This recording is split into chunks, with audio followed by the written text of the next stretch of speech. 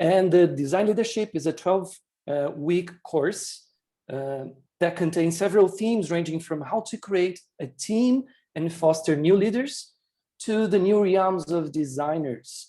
So if you want to learn a little bit more about the program, I'm going to let you see a brief view about that right now. Hi. Hello. What's going on, everybody?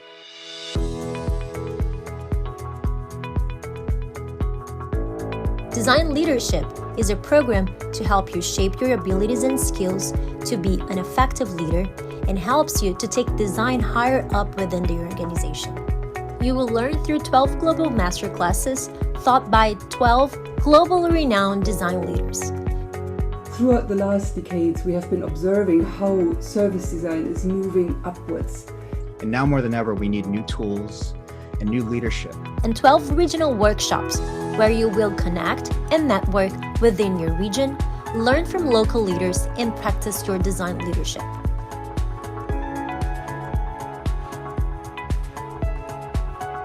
Learn how design can create cultural change, how to shape better design teams, and how to lead delightful products and services. This program was designed to help you reach the next step in realms of your design leadership journey. Join from every region and learn from other design leaders globally and locally.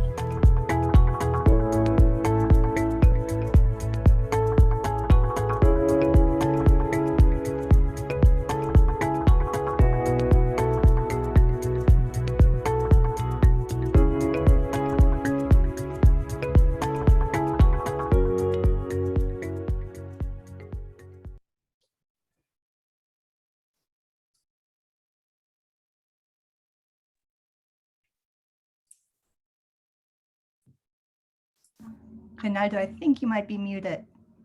Hi. Hi. Hello. What's going on, everybody? Yes, I was muted, and no, you're not going to see it again. Thank you, Nadine. So if you're interested in the program, please stay until the end. We're going to give you some treats and more information about the course. So just before we start, a brief introduction. My name is Reinaldo Campos. I'm ECHO's business partner and learning experience designer and coordinator for this program.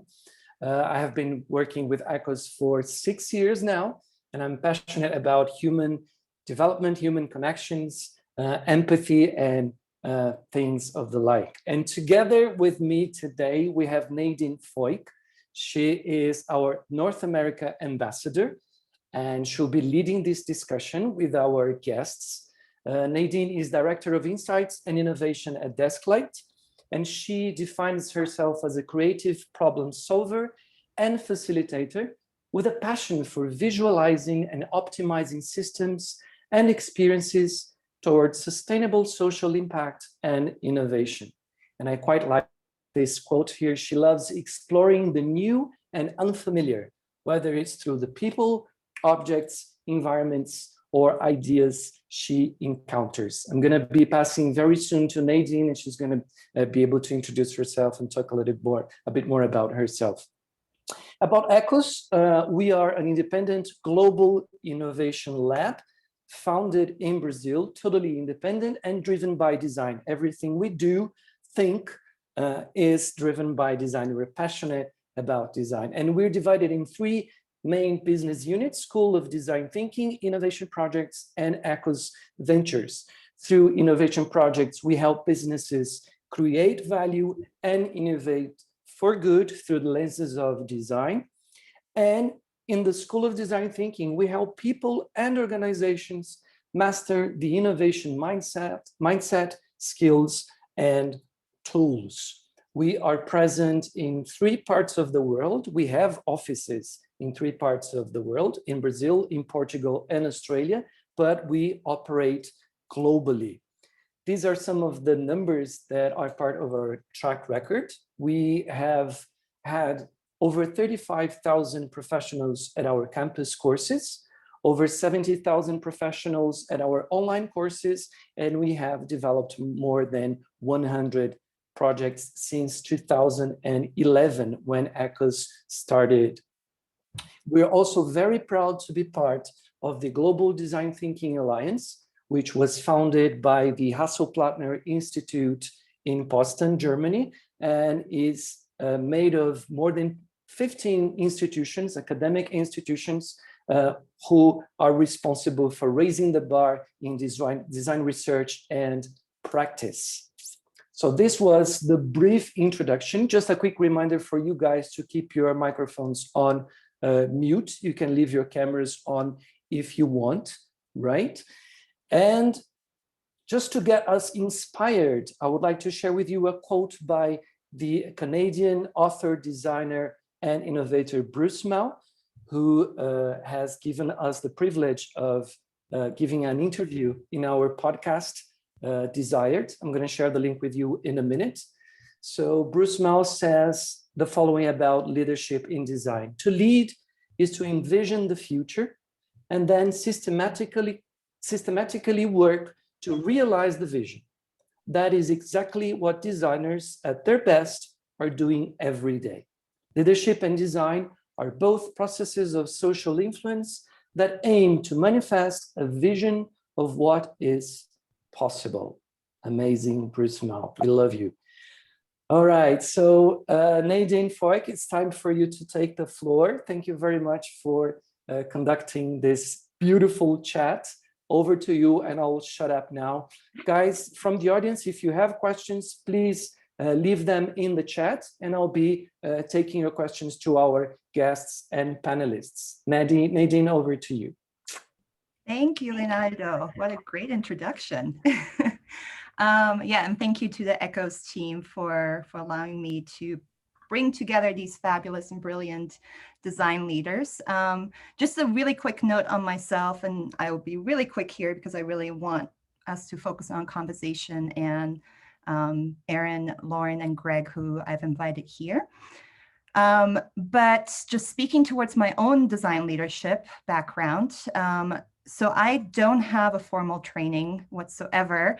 It's kind of pieced together through my curiosity throughout my whole academic and personal professional life of just always learning where I can, meeting new people, building an incredible network of leaders in design, whether it's thought leaders or practitioners, usually both, and mentors, coaches, including some of you might know Andy Pillane, who has been coaching me in design leadership and has really had a great impact personally.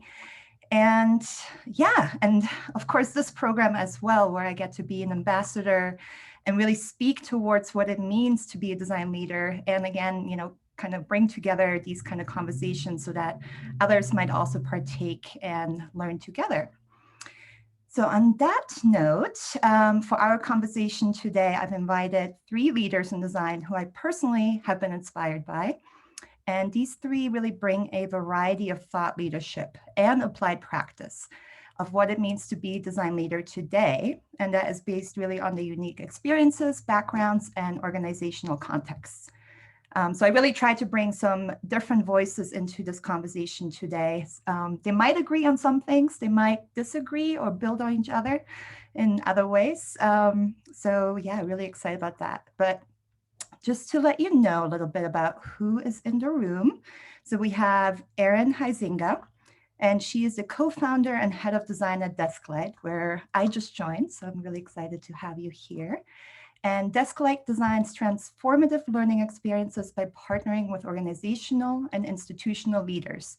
So that is within pre-K, K-12, higher education, and professional organizations. And Erin herself is an experienced designer. So she's worked with IDEO, Gensler, Gravity Tank, which now is actually Salesforce, is an educator, from curriculum designer to adjunct professor, speaker, and serial entrepreneur.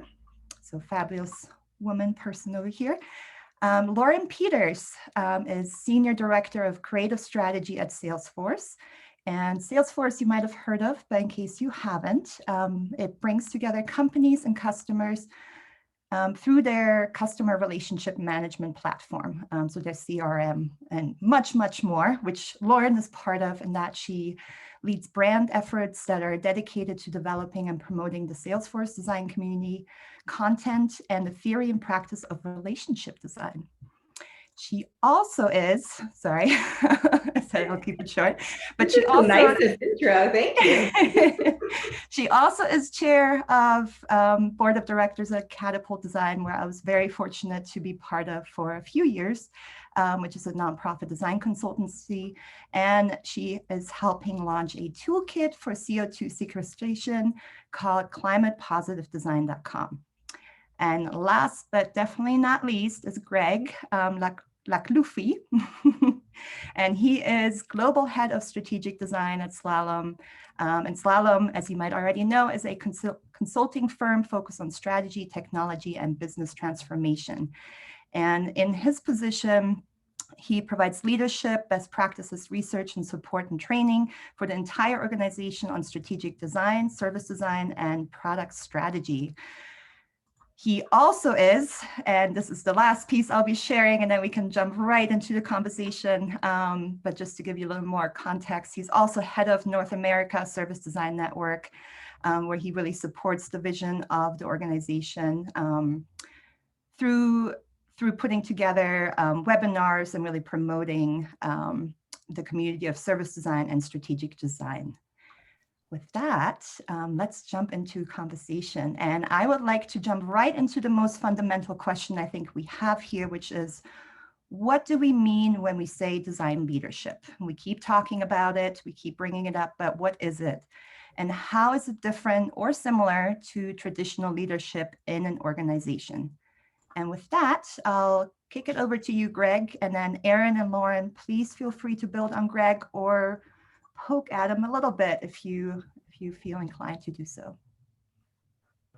Thank you, Nadine. So I guess I have the task to baselining what design leadership is. So the very first thing I wanted to talk about is that there is a very big, not some misunderstanding, but leadership is not management. And I think a lot of people kind of like use both words for the same meaning, but it's not. So I use the Peter Drucker quote that says management is doing the things right versus leadership is doing the right things. And as designers, this maps actually quite very well onto the double diamond metaphor, where the first diamond, the discover and define diamond, is definitely designing the right thing, which is leadership. And the second diamond, which is the designing things right, which is the developing and the implementation and delivery, is definitely the management. So as designers, we should be very much acquainted with the idea of having the difference between managing something and leading something. Leadership is definitely more about the visionary, the influential, aspirational, and management is more about the optimizing, delivering, make sure things are designed right. There was a big difference. The biggest difference in my mind is that leadership isn't about title. You know, you can be a leader, a design leader in any place in the organization. You don't have to be a Johnny Ive or Mauro Porcini at Pepsi or Maria Garrett at UCA. And it's so I think it's a big difference to be made. A lot of people make the mistake of saying, no, because you're a manager, you're doing a really good job being a manager, and so make you a leader. So I think we have to be talking about this, with Erin and Lauren. But based on that, I want to kind of like explore the traditional leadership and what it means to people. Obviously, there is hundreds of books about leadership. There's hundreds of YouTube videos and blogs. Leadership as a whole is a very difficult set of skills and mindset. So I think if you don't mind, I have a slide to be more quick about leadership. Maybe I don't know if Ronaldo can show it right now, but there is a lot of different leadership styles. So if you actually Google you can have there's 20, 30, 15. I'm a big fan of Daniel Goleman from the Harvard Business Reviews. He spent 3 years interviewing, I think over 3,000 managers to kind of define the 6 main core leadership styles. So whether we're in design or not, traditional leadership basically falls into those 6 different categories. So naturally, you have a leadership style, whatever it is, and you can see I can use some examples over here. And if you walk back to the last 5, 6, 7 leaders you work with, you can fairly quickly say yeah, this is more like a authoritative leader, kind of come with me kind of thinking, right? So I'm not going to go through those, but there are definitely some leadership styles that are natural to all of us. And the reason why it's so difficult to become and to be a good leader or a great leader is that you may be really good at one natural style, but until you're not. And the day is going to come when you're going to have to either upshift or downshift your leadership style. And this is very difficult to do because it's just not natural.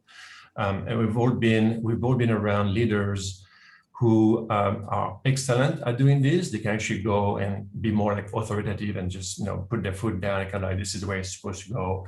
And downshift, be more like empathetic toward the staff and fostering a nice environment for creativity. And those are the great leaders, obviously. We've also been around leaders who struggle to kind of like shift back and forth between different styles, and that creates conflict. And this is not a very good environment for designers to be part of. And this is just basic leadership styles, right? So on top of that, now we're actually adding the design dimension to it. And it's not just a dimension, it's an entire universe. So you have leadership, and now we're talking about design leadership.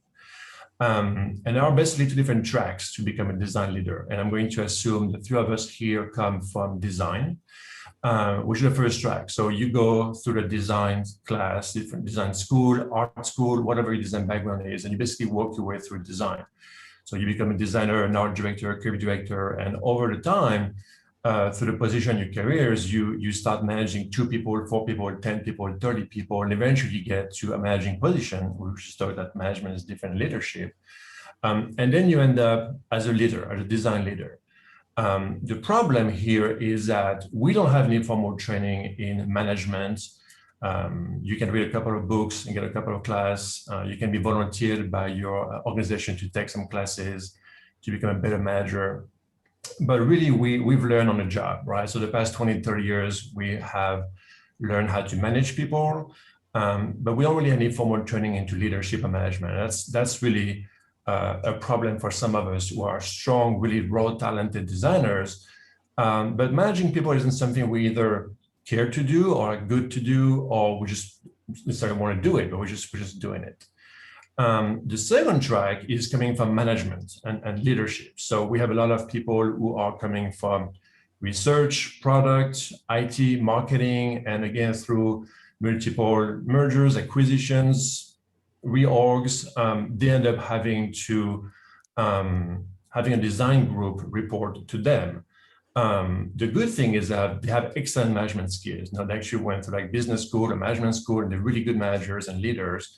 But unfortunately, they have no design chops, so to speak. So when it comes down to like critique or creating an environment for design, they just don't have that design sensitivity that designers have or crave. So that's also a reason why we're talking about this today, is because a lot of like managers right now, and I just had last couple of weeks this experience with a client of mine where design was sitting under marketing, and through multiple reorg, now they're sitting under IT. And you would think like, okay, does it really matter where design sits?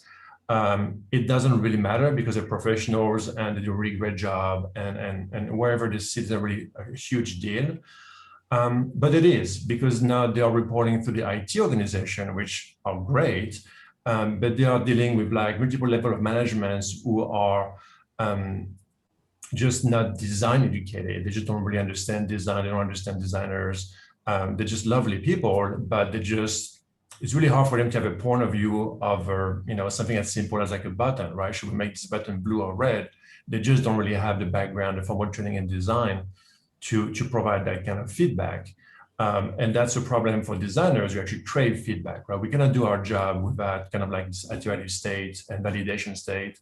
And now we're actually having to go some readouts to people who just don't understand color theory or like, balance or negative space. So this is where we sit right now. This is what we have in the discussions, because there is a need for us to, as a community, to actually create some sort of framework to train designers to become better managers and eventually leaders. And also people actually are now involved into managing design teams who have not really been prepared for it. So that is the opening argument. Lauren, do you agree, disagree? I really like, hi everybody, I'm Lauren. for the visually impaired that may be joining us today, I'm a woman with short brown hair. I'm sitting in San Francisco. I have a black shirt on with little white hearts on it, and a Helvetica poster, which when we opened realized it's got little kid yogurt handprints all over it. So hopefully you're not also seeing that.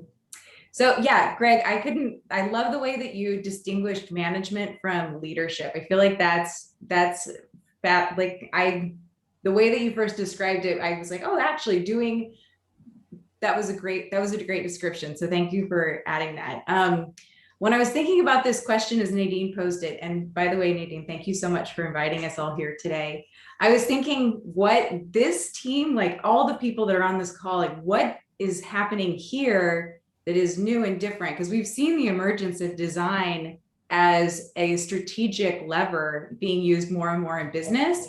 And I think that what's neat about design leadership is that the people that are on this call right now, you have the exact skill set needed to navigate ambiguity and friction, which is exactly what teams need and exactly what business needs in order to solve the right problems, find the right problems, come to the right solutions.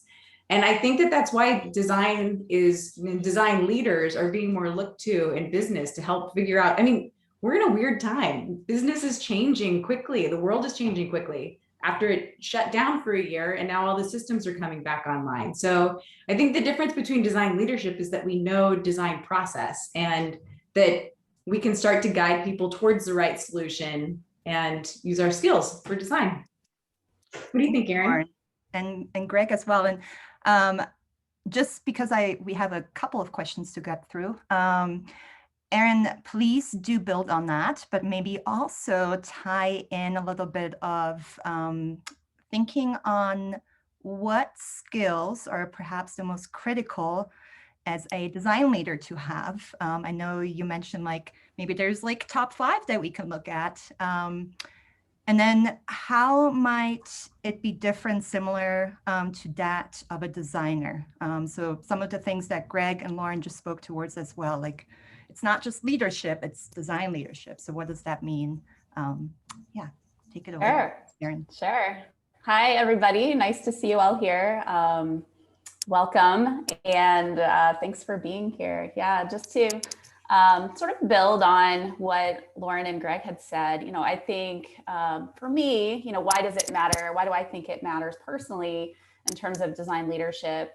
For me, it's really 2 things, and Lauren pointed to it as well. Just the idea that as design leaders, we typically grow up in understanding some of these tactical things around what it means to be a designer, so that as a design leader, you have more empathy for that experience. You understand what it meant to be in that position when you were younger, or maybe you switch careers and you're new to the design field. You have that empathy. And so becoming a design leader is almost a little bit more organic, right? Like when we were talking before, when we were prepping, we were talking about how, sometimes CEOs or more traditional business leaders come into a new business or new organization, maybe as an executive director, and they don't necessarily know that business or that organization very well, but they come in with that acumen around business or organizational strategy or nonprofit management, if you will. But they don't necessarily know and have empathy for what it means to be a creative person or a maker at more of a baseline level. And so in my experience, I think that's really important to have been there and done that and understand what it feels like to be in that position, so that you can guide people really well and manage people really well.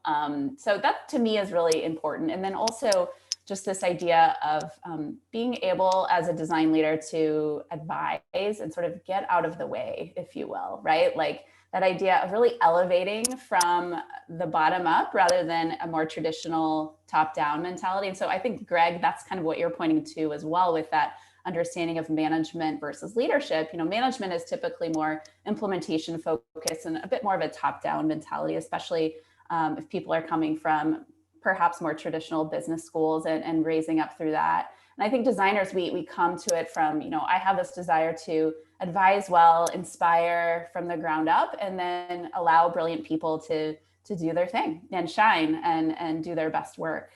So to me, it's those 2 things. And just to echo some of the things that we were talking about in terms of references for everybody here, Some of the leadership books that I point to, and these are more traditional leadership books in addition to the design leadership conversation that we're having, but some go-tos for me are John Maxwell's 21 Irrefutable Laws of Leadership. That's a go-to, just quick read, 21 laws, things to consider as a leader.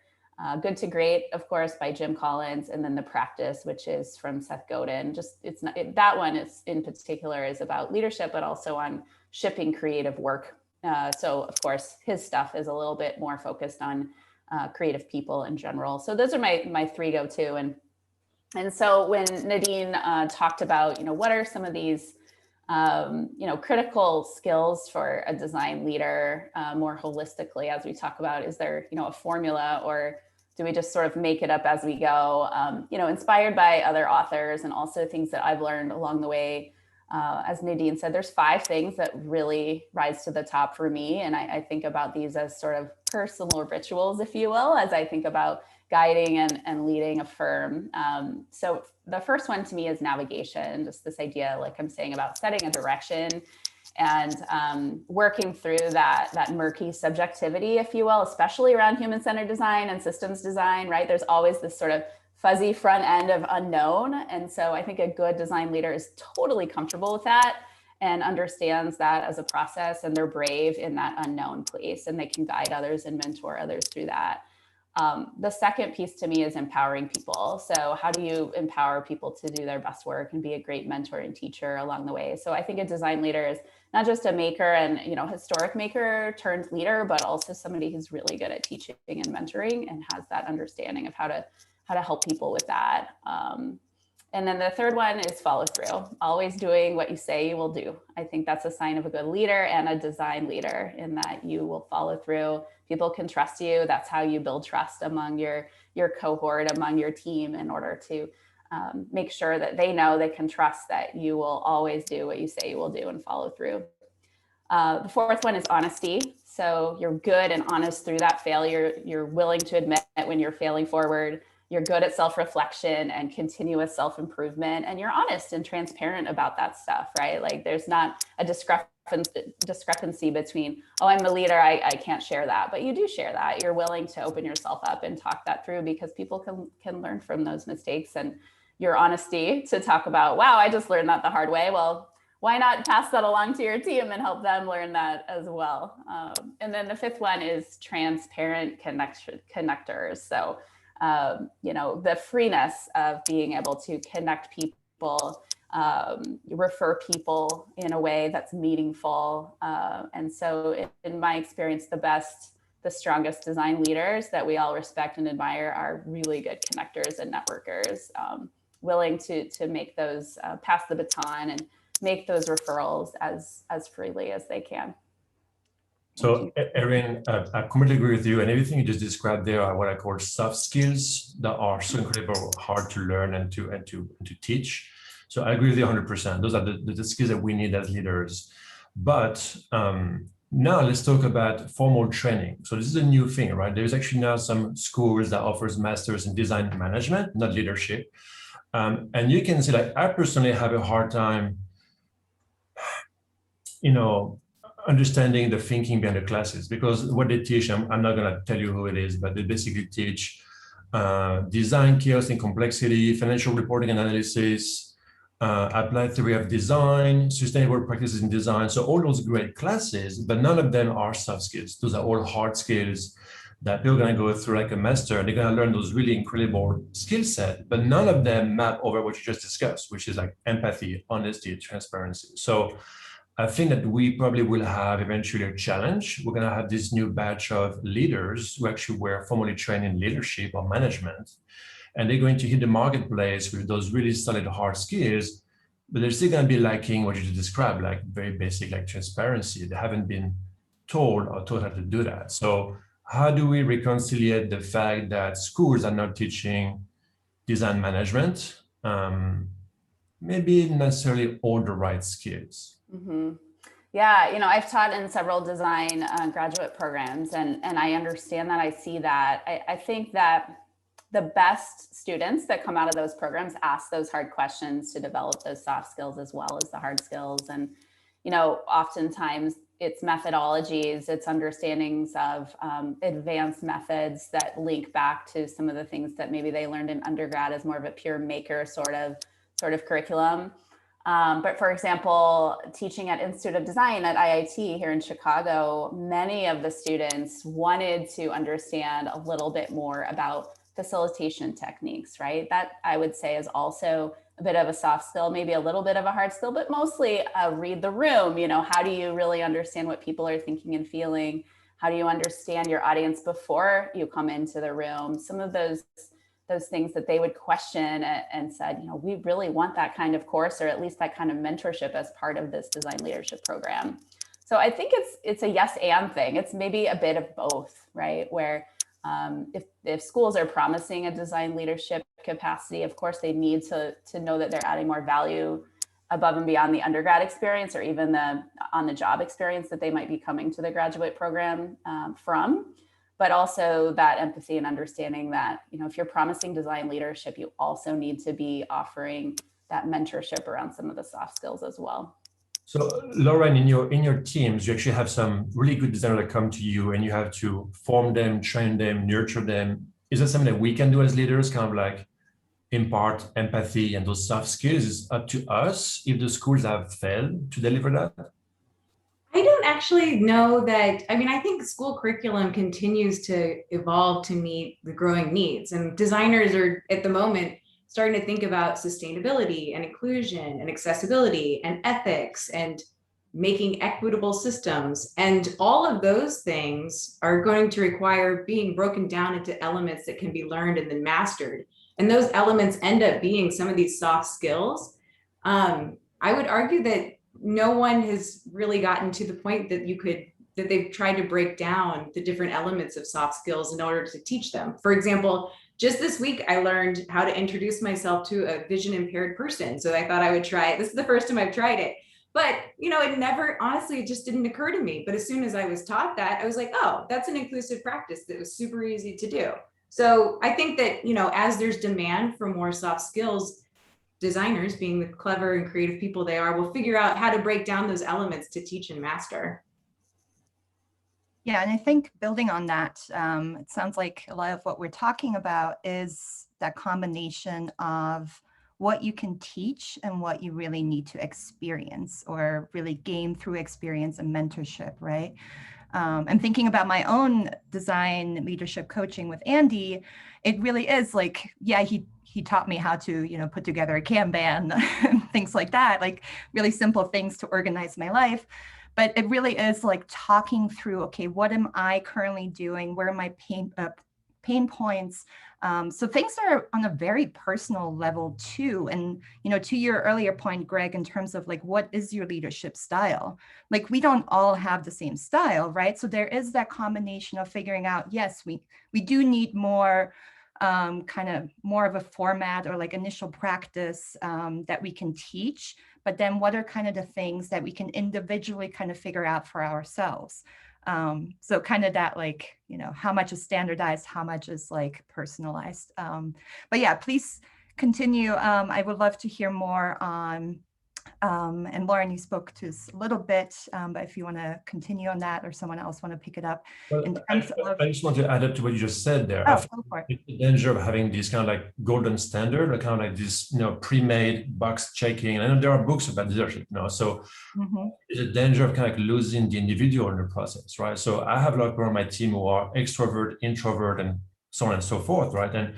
And whatever works for one is not going to work for the other. So there is a danger kind of like trying to apply this framework of like, if you do all those 10 things in this order and you watch those 10 books, you will be the next Johnny Ive, right? No, not necessarily, right? Those are kind of like tools we're providing to you, and some may work for you and some may not work. So you have to find your own voice as a leader. And that's kind of a hard thing to teach, because you can't really teach that. You have to experience it. You have to kind of go through it. You have to get burned. You have to get hurt. And this is what I think Erin was saying, that we've all been through this the past 20 years. Kind of, you went through like blood, sweat, and tears, and you've become a leader. And that's something that's kind of hard to teach people, right? So you can give them some tools and they get to find themselves through that process and being like individual leaders. We don't want to have an army of leaders that all are, went to the same school and learned the same classes and basically have the same methodology. And then we're going to lose that, what Lauren was talking about, this this softness, this kind of like the sensitivity to kind of like, this feels wrong, right? So versus I check my 6 boxes, so this got to be right. Yeah, I'll share a little bit, and Nadine knows this especially well about, to me personally, running a woman-owned agency. You know, I want with all of my heart and soul to make sure that we have balance. You know, what does wellness balance look like in terms of a human-centered design agency on a real personal level as well as a professional level? And so, you know, my mission in all of this is not only to do the best work we can do, but also offer opportunities to people to thrive as a really great premium design professional as well. And so, you know, I think about that every day and think about in the spirit of distinctively different personalities and different work styles and what everybody on our team is bringing to the table. How do we offer that freedom and flexibility, but also, you know, get the work done at the best level we can possibly get the work done? And so, you know, what's that balance? And a real tactical example is our creative technologist who's based in LA. He likes to work really late at night. And, you know, he'll send Slack updates at 2 or 3 in the morning. And I love it. You know, I'm not going to be checking them at that point because I'm such a morning person. But, you know, just that difference of how do you create a platform for that difference and that trust and that understanding, especially in a virtual environment that many of us find ourselves in these days. You know, how do you lean in enough to make sure your team feels like, okay, I know they're there. I know they're getting the work done and we have a trust circle going. But there's also so much freedom to be able to, you know, explore what each individual brings to the table in terms of their own design ability and also design leadership ability as they grow as a professional. I love that, Erin. I love the fact that focusing on the individual ends up strengthening the whole team. And I think what Greg was saying too is that understanding the individual is also strengthens, not only helps lift them up as a leader and help them teach new skills, but also like strengthens the team. We were talking about what it was to build teams. And it seems like as I was reflecting on what that meant, thinking about if companies and leaders that invest in culture. So some of that is like what Greg was saying, like asking people, like, what is it that you do? Like in your own words, what is it that you do? What do you want to do more of so that you can understand that individual and then how they, and like what Erin was just saying, by, you know, if you work late, that's great. Like understanding how your team actually functions together. And then I think relying on the design methodologies that we're familiar with to make sure that the team is functioning together cohesively. And some of those design methodologies we're all used to, like being able to design collaborative spaces and work cross-disciplinary. So if we're creating workshops or prototypes, being able to use those tools that are our job on our own team is one of the things that I think that good leaders do, is they figure out how to use the design process to build their strong teams. Yeah, I totally agree, Lauren. And I said that, no, we use, company use like personality testing, like, Myers-Briggs or DISC to know who does what, where, when, right? It's kind of like what kind of person we are. And that's very useful. Sometimes it's basically kind of like abused, a little bit, but I have found there is another dimension that was very good for me. It's called the Kolbe assessment, Kolbe, which allowed me to kind of like, as Erin was saying, people have a different way of working, right? Besides the personality, besides the extrovert, and forgive me if I remember, but there is basically the quick starter, there is the follow through, and there is the fact finder. Anyway, there is like 4 different kind of people, right? So, and as a leader, you are responsible to put a perfect team together, and you can fail miserably. If you don't have an understanding of who is on the team, it will fail. For example, the 3 of us are quick starters. It's going to be awesome. The first week is going to be like IDs flying on the wall, Post-its everywhere. It's going to be crazy, right? And then nothing. Like literally, it's going to be like, this was awesome. Then I'll do something else, right? So vice versa. If you actually put like 3 implementers on a team who are really good about like pushing through, very detail oriented, very much like, I don't want to say pixel pusher, but I'm really good at that. Nothing is going to happen for 3 weeks. You can be like, okay, who's doing what? I don't know. And then eventually you're going to get some kind of like, it's going to start working. So to me, that was very, very important because you have to have that assessment, right? Because you have to be very careful because you can just ruin a project by putting the wrong people in the wrong place. And there are some methodology, as you say, there are some tools you can put together to understand, okay, this copywriter is not going to get along with this art director. It's just not going to work because of personality. But sometimes it's like they both are quick starters. It's going to be awesome. And then we're never going to finish the job in 6 months because they'd be just bored out of their mind and be looking for the next shiny thing, right? So absolutely, as leaders, we have some tools and we sometimes fail to use them because we just don't have the time or the capacity or the resources, but we can do a better job. We have the tools for that. And I do have a question, and we'll continue this conversation, but kind of prompted by some questions from the audience. And Lucas from Sao Paulo asked, how can we develop our design leadership soft skills? And maybe also, build on that a little bit, like, is there a secret sauce? I know we've been talking about this a little bit here, but maybe just to elaborate on that a little more, what are your thoughts there? Like, how can you further develop those critical soft skills if you're just starting out, or if you're, kind of going to the next level in design leadership? I found that, oh, sorry, go ahead, Erin. Go ahead, Lauren. I was going to say that I found that advocating for design, for the process of design, has helped me develop my soft skills, which sounds a little bit counterintuitive, but the things that happen if you don't practice good design, you create design debt, which means that you're degrading your user experience, you're obstructing functionality, you're reducing adoption, you're excluding groups of people that would want to use your product or service. And starting there, realizing that if you don't use the design process, like, what could go wrong? What if we don't have any feedback loops? What if we just skip user testing? Like, if we don't do that, like, what happens? And then using the inherent skills that you have, like, you have a mindset of compassion, you have a mindset of courage, you have things that are inherently design oriented because you're curious about human beings. So start there. Be curious about the things that are failing if you don't use design practice, and then advocate. Try and put words to that, or pictures if you're a visual person, in order to understand it. And I think that's a good place to start. Yeah, I love that, Lauren. I think curiosity is such a big part of this, being curious about not only the external projects in terms of client partnerships or in-house projects that we all have going on at one time, but also curiosity about how this human-centered design process applies to the people we're working with as colleagues and things. So Lauren, you pointed to that a few minutes ago.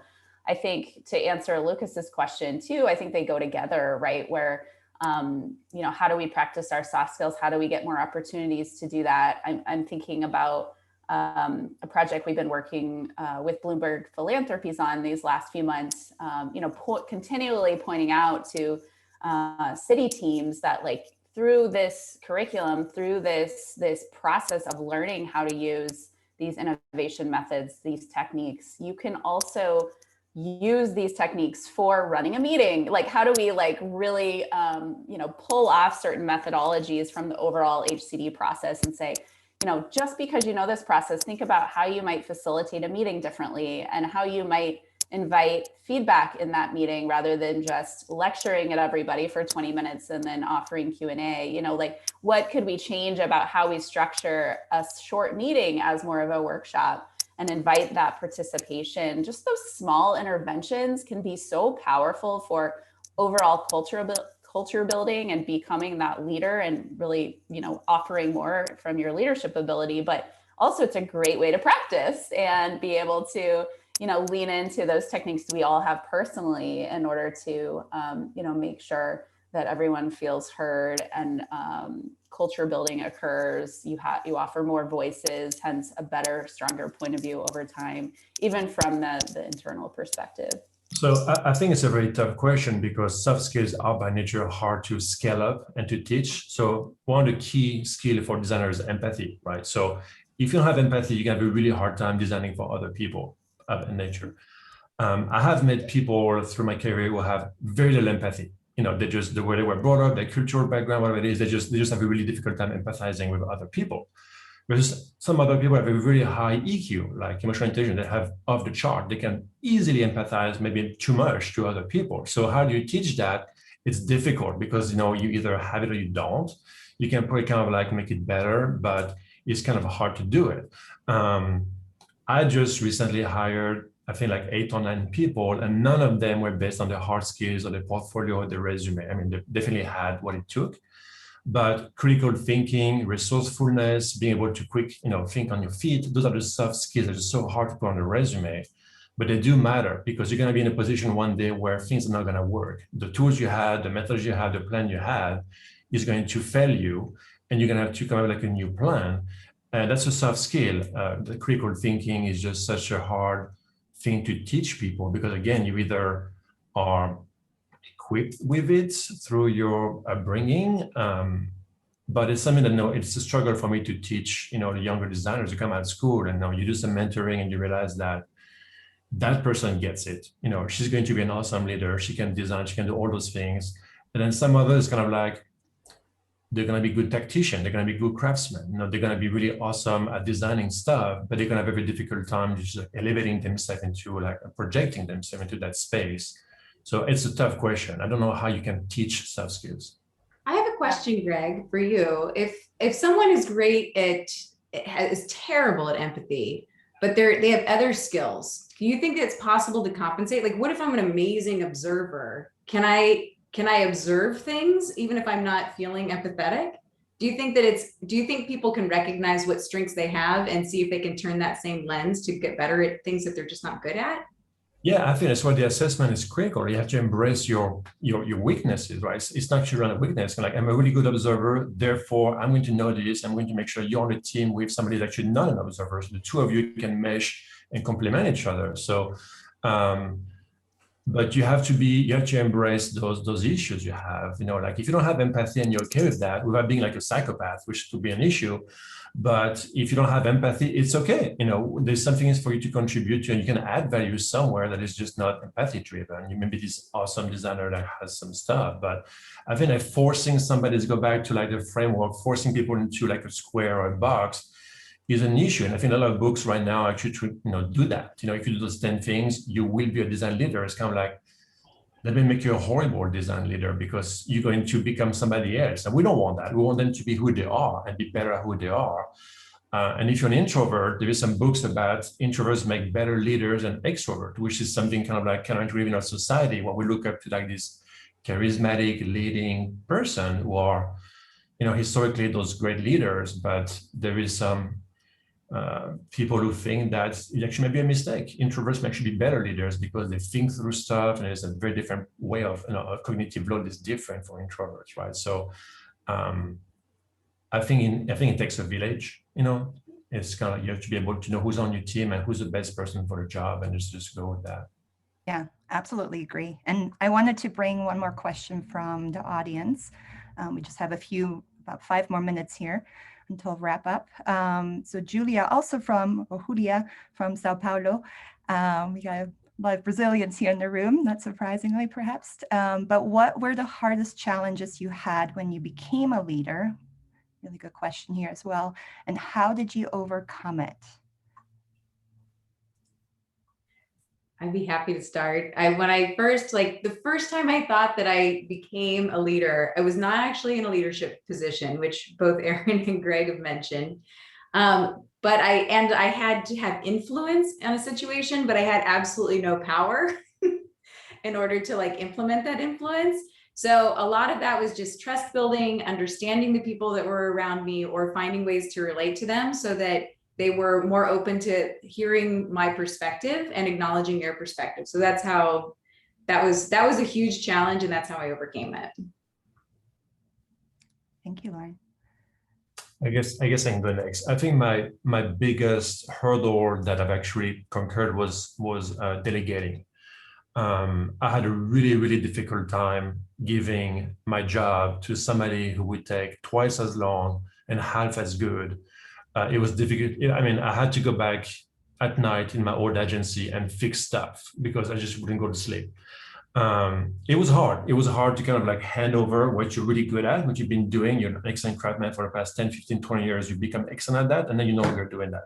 You have to trust somebody to do it for you, and you've hired the right person, hopefully, and you know they can do it, but still being able to have full confidence and trust and let it go was very difficult. But then you run into this really fulfilling and rewarding experience, which is like mentoring and coaching and training and seeing other people bloom and grow because of what you're telling them, what you're showing them. That was new to me. And it's something that is I don't want to say addictive, but it's like, I'm really looking forward to mentor people now, like, especially like, in the school level, because you can find a diamond in the rough and you know that that one is going to be awesome. And you kind of like apply yourself and you can see it happening. It's extremely rewarding. Yeah, I'll just echo that quickly, Greg. I feel the same way where, being raised up as a maker, I went to design school and, you're a maker, and to question that professionally in yourself, to say like, would I rather mentor people and guide people, or would I like to remain a maker for the entirety of my career? And that's a really critical question for people professionally. And just to offer that question up to everybody here in the audience, there are some people that definitely prefer to remain a maker, and that is perfectly fine. That is absolutely fine. And so a big question to ask yourself, do you want to make things, or would you like to lead? Oftentimes, especially the bigger and bigger organizations that you get into, you cannot do both. So, asking that really critical question is really key. Wonderful. And perhaps one last question. We got a couple of minutes, and then I want to hand it back over to Reynaldo. But Wan Xing asks, based on your experience, how long does it usually take to know your teammates? And how do you usually do it?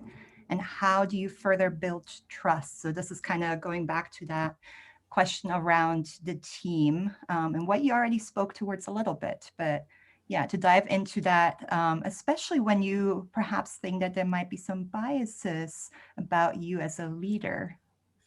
Have you been in that situation? I actually, just this week, there's a woman that I'm co-leading with, and I absolutely adore her. And it's interesting when you think about your teammates or your coworkers, you don't actually know each other all that well. I mean, you're just put into a group, right? And so I know that I said this before, but bringing the design practice into our teams and into the way that we work, I did the 5 whys with her to better understand a particular aspect that I was like, I feel like there's something here, but I just don't understand it. And so it took about 45 minutes for me to better understand her as a teammate. So that was a quick way to do it. Yeah, I love that question. I have dozens of thoughts around like, how do you do that with clients? And then also, how do you do that with your team? We have a couple of rituals we do at Desklight where we have a Monday morning status meeting that's quick, virtual, etc. Stand up, if you will. But we always make time for a bit of a show and tell, or like posing a question around learning. Like, what are you learning? What are you interested in right now? What documentary did you watch last night? Like, that invites a little bit more empathy of understanding, what do people like to do? How do they spend their time outside of work? And what can we all be inspired by? And then the second one I'll share very quickly is just the idea of like, what shade are you coming to the meeting? It's perfectly acceptable to come to a meeting not feeling good, or there's something on your mind, or something happened to your pet or your grandma or whatever. Like, that's okay to share. We have social permission to do that, and it brings us closer together. It builds that trust circle. So some of those little rituals I think are really important.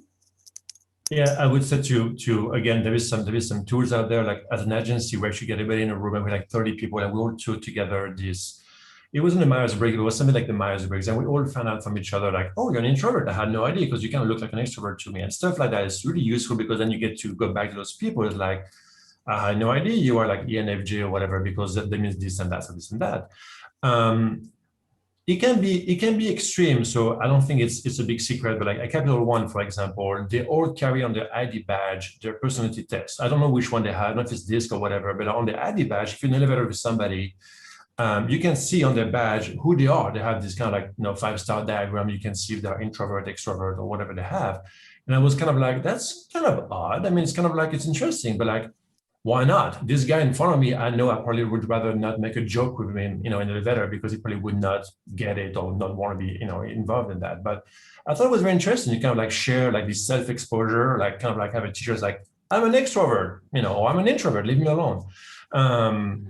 But I think it's good. It's how you start building teams. This is how you start building trust, understanding, and it's kind of like you start forming those relationships based on, you have to start somewhere, right? So either you actually talk like Lauren's kind of like, hey, there's the 5 whys, or you basically take a test, or you have this kind of like openness to find out to each other and be okay with not. People on the team are kind of like, I don't want to do a happy hour. I don't have an interest in that. So you have to respect that as well. All right. Well, this is it for now. To be continued. I know it did. It did. But yeah, I'm just going to hand it over to Ronaldo because I'm sure he'll talk about that. But thank you all from my end for joining. Thank you for all these brilliant panelists again, Greg, Aaron, and Lauren. Ronaldo, over to you. Yeah, thank you, Nadine. Thank you, Greg, Lauren, Erin. That was wonderful. I could stay here forever. So many insights, so dense. It was great, great. Thank you so much. Guys, unfortunately, we have to stop. But before you go, a few words about our design leadership program. It's a 12-week program, and you're going to see what you have just seen. This was just an aperitif, a taster of what is going to come. So in these 12 weeks, you're going to have what design leadership is, listening deeply, giving feedback for your team and product, articulating the value of design, the future of service design, creating a vision, designing for impact, setting up a design practice and a design team, extracting creativity and pushing the boundaries, maintaining your team through the last mile of design, shaping organizations through design ops, and paths for design leaders.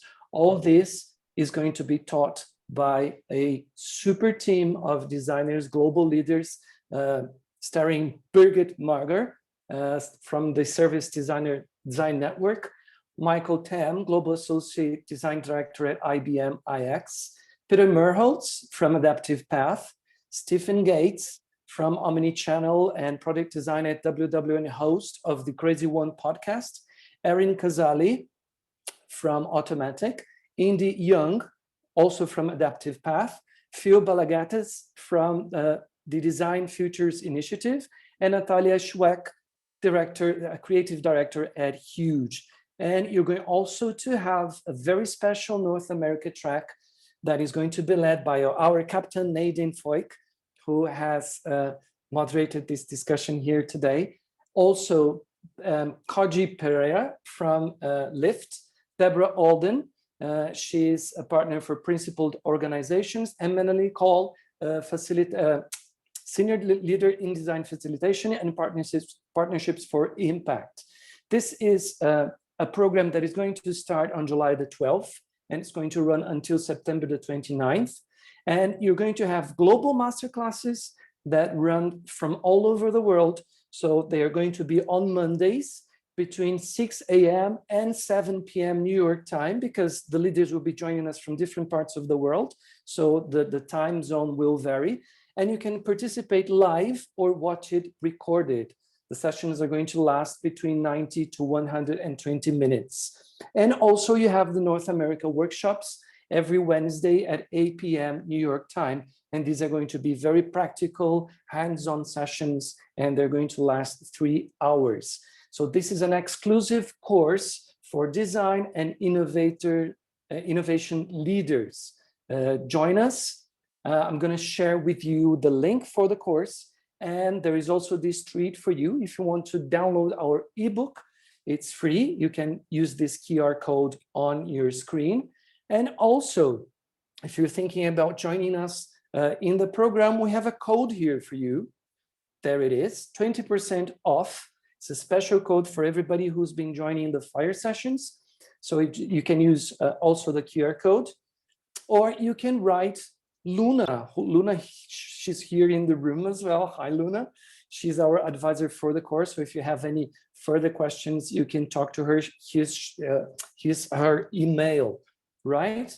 So folks, and also there's the next fire sessions coming up, 26th of May and 9th of June. I've shared the link with you in the chat room. So please don't miss any of the next questions. Thank you so much, everybody, once again for joining us. I'll see you in the next fire session. Bye, everybody. Everyone. See you soon.